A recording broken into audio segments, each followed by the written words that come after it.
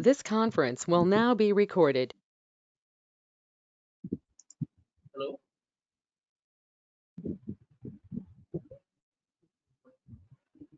Hello.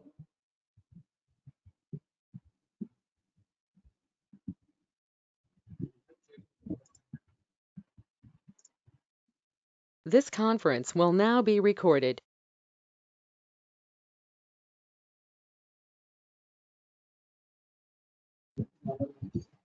Suppression of neonatal parathyroid hormone secretion due to maternal hyperparathyroidism. Transient neonatal hypocalcemia results from suppression of fetal parathyroid gland production because by exposure to elevated levels of calcium in the maternal and hence fetal serum. Tetany usually develops within 3 weeks but may be delayed by 1 month or more if the infant is breastfeeding. Hypocalcemia can persist for weeks or months. Autosomal dominant hypoparathyroidism, activating or gain of function mutation of CASR sensing receptor, forcing the receptor to an on state with subsequent depression of parathyroid hormone secretion, even during hypocalcemia. The patients have hypercalciuria. Hypocalcemia is usually mild and might not require treatment beyond childhood. Hypoparathyroidism associated with mitochondrial disorders should be considered in patients with unexplained symptoms such as ophthalmoplegia, sensory neural hearing loss, cardiac conduction disturbances, and tetany. Surgical hypoparathyroidism, removal or damage of parathyroid glands can complicate thyroid, can present as a complication of thyroidectomy. Symptoms of tetany can occur abruptly, postoperatively, or maybe temporary or permanent. In some instances, symptoms develop insidiously and go undetected until months after thyroidectomy. Deposition of iron pigments or copper in the parathyroid glands can produce hypoparathyroidism. These are seen usually in thalassemia, Wilson's, hemochromatosis. Okay, autoimmune hypoparathyroidism, parathyroid antibodies, autoimmune polyglandular disease type 1, which is also called as autoimmune polyendocrinopathy, candidiasis, and ectodermal dysplasia, that is APCED. It is autosomal recessive. It includes AIR gene, okay, which is seen on the chromosome 21q22. One third of patients with this syndrome have all three components. 66% have only two of three conditions. The candidiasis almost always precedes the other disorders. The hypoparathyroidism usually occurs before adolescence after 6 years of age. Like 90% you see after 3 years of age and 90% you see after 6 years, that is adolescence. Alopecia areata or totalis, malabsorption disorders, pernicious anemia, gonadal failure, chronic active hepatitis, vitiligo, and insulin-dependent diabetes can also be seen. Idiopathic hypoparathyroidism, no causative mechanism can be defined. Autoimmune conditions can cause hypoparathyroidism after few years of life. Clinical manifestations, basically clinical manifestations are usually that of hypocalcemia. Okay, no symptoms to those of complete and long-standing deficiency. Okay, muscular pains and cramps are early manifestations. They progress to numbness, stiffness, and tingling of hands and feet. Convulsions with or without loss of consciousness can occur at intervals of days, weeks, or months. With long-standing hypocalcemia, the teeth erupt late and can be irregular. Enamel formation is irregular, and the teeth may be unusually soft because calcium is required for dentition. The skin may be dry and scaly. The candidal infection can present in nails, oral mucosa, angles of the mouth, and less often the skin. It is difficult to treat. There can be cataract. Permanent physical and mental deterioration occurs if the initiation of treatment is delayed. Now coming to ECG changes, okay, like in ECG changes, the most characteristic thing you see is prolongation of QT interval. Okay, in short, in muscles, cramps and tetanies are present. They can present as laryngospasm or convulsions. Cataract can present as a result of chronic hypocalcemia. Hypocalcemia, signs of tetany. There are two signs. One is Chopstick sign and one is Trousers sign. Chopstick sign is contraction of facial muscle in response to tapping the facial nerve. Okay. Coming to Trousers sign is to tie the BP cuff, okay, and inflate the blood pressure with almost 20 mm of Hg above the systolic blood pressure for 3 to 5 minutes and see if there is any carpal spasm. Okay. If carpal spasm is present, then Trousers sign is positive. Testing for genetic cause of hypoparathyroidism, you have to take a detailed family history. Okay, so most common genes which include are CASR, PTH, uh, GCM2, GN11. Okay. Then you have to perform some exome sequencing. You have to consult with the genetic counselor. This is in short. First, hypocalcemia you have to see. Okay, basically, parathyroid hormone levels are always occur low with response to hypocalcemia. Okay, with both go hand in hand. So you have to confirm whether hypocalcemia is really present or not with the help of ionized calcium. Then you have to check the parathyroid levels, magnesium levels, and vitamin D status. Okay, if intact parathyroid hormone levels are elevated, then it can be because of secondary hyperparathyroidism, that is malabsorption, vitamin D deficiency, and all. Okay, if parathyroid hormone levels are low or inappropriately normal, then you have to see for other causes like how I have told you before. The remaining magnesium and vitamin D later will teach you calcium will tell you in detail. Laboratory findings are calcium is low, phosphorus levels elevated, serum ALP is normal or low, vitamin D usually low, magnesium and parathyroid hormone, magnesium can be low or elevated, PTH is low, radiograph or CT scan of the skull can reveal calcifications in the basal ganglion, ECG you can see prolongation of QT interval. EEG, you see widespread slow activity. Okay, when hypoparathyroidism occurs concurrently with Addison's disease, the serum level of calcium may be normal, but hypocalcemia occurs after effective treatment of the adrenal insufficiency. Okay, now coming to treatment, basically, if the patient is asymptomatic, then you can give calcium carbonate and vitamin D orally. Okay, if the patient is severely symptomatic, that if, like if he has tetany, or we can demonstrate Chopsticks or Trousers site, in that cases you give intravenous calcium gluconate. Treatment for factitious hypocalcemia. Factitious hypocalcemia is the patient will not have symptoms of hypocalcemia, but the serum levels will be low. That is usually seen where in case of low serum albumin, okay, can cause reduction in total but not ionized fraction. So those cases you have to see ionized calcium and see if really the calcium levels are low. Okay, basically 1 gram per deciliter reduction in serum albumin concentration will lower the total calcium concentration by approximately 0.8 milligrams per deciliter without affecting the ionized calcium concentration. So ionized calcium will be normal, but serum calcium will be low. Low. Total serum calcium will be low. Ionized calcium will be normal. Thus, calcium level should be corrected in the patients. So the formula for measuring corrected calcium is total calcium plus 0.8 into 4 minus serum albumin. Okay, where 4 represents the average albumin level.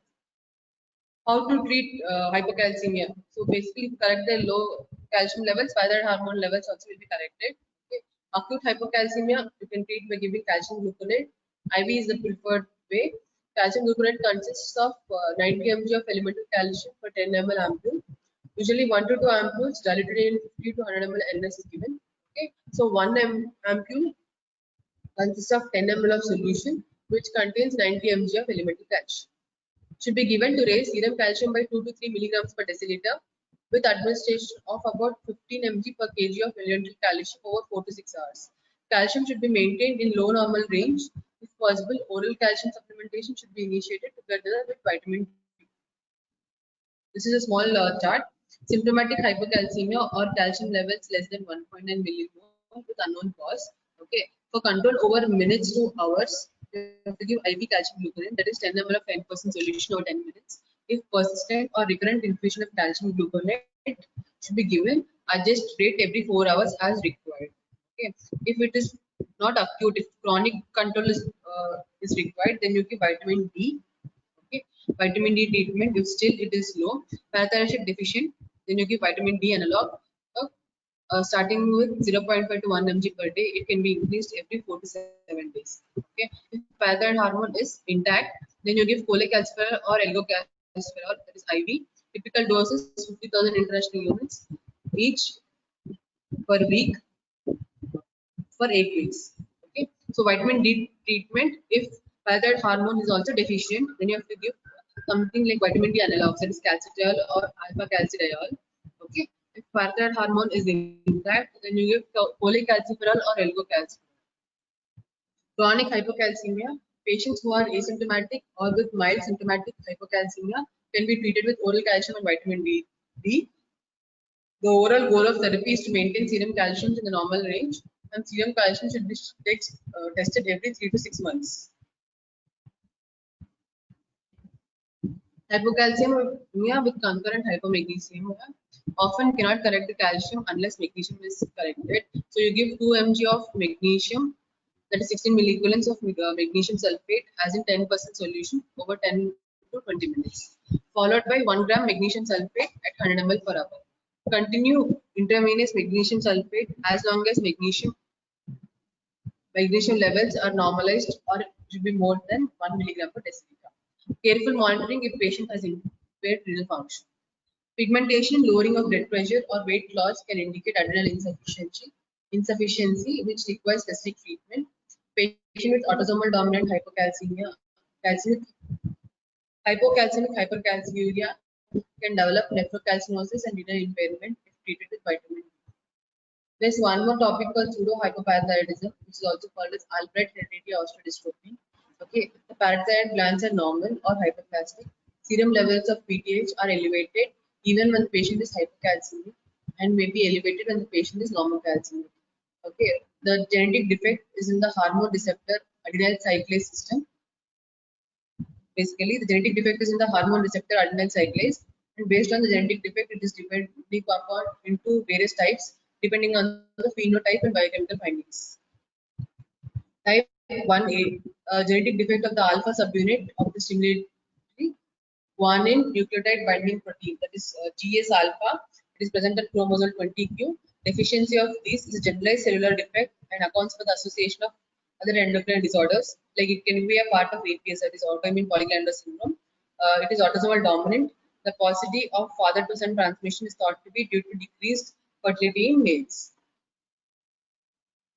Tetany is often the presenting sign. Short, stocky build and a round face can be present. Brachydactyly with dimpling of the dorsum of the hand is usually present. The second metacarpal is often less involved. Shortening and wide phalanges, bowing, exostosis, thickening of calvaria can be seen.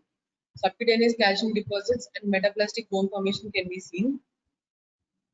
Moderate mental retardation, calcification of basal ganglia and lenticular cataracts also are seen.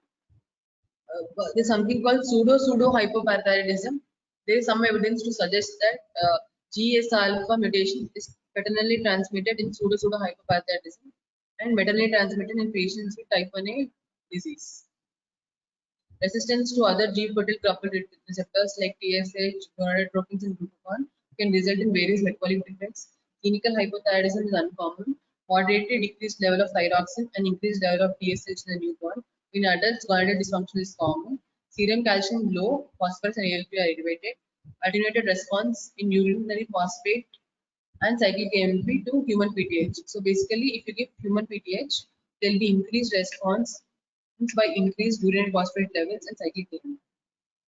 Type 1B, normal levels of G protein activity and a normal phenotypic appearance. These patients have tissue-specific resistance to PTH, but not to other hormones. Serum levels of calcium, phosphorus, and immunoreactive parathormone are the same as those in patients with type A. Okay. A paternal uriparental isodysomia of chromosome 20q and resulting GNAS1 methylation. Loss of the maternal GNAS1 gene lead to PTH resistance in the proximal renal tubules, which leads to impaired mineral ion hemostasis. Type 2, it differs from type 1 in that urinary excretion of cyclic AMP is elevated both in basal state and after stimulation with PTH, but phosphaturia does not increase. Okay, as I have told you, if you give PTH, there will be increased urinary excretion of cyclic AMP and phosphate. In type 2, what will happen is there is increased urinary excretion of cyclic AMP, but phosphate is not increased. Phenotypically, patients are normal and hypocalcemia is present. The defect appears to be distal to cyclic AMP because it is normally activated, but the cell is unable to respond to signal. Thank you. So this is in short about hypoparathyroidism. Okay. What we have learned today is the causes, the clinical features, the treatment, and what is pseudo-hypoparathyroidism, and what is pseudo-hypoparathyroidism. From next class onwards, I'll start diabetes. Okay. The topics left over for you are diabetes and obesity. We'll finish the topic in another like 4 to 5 classes.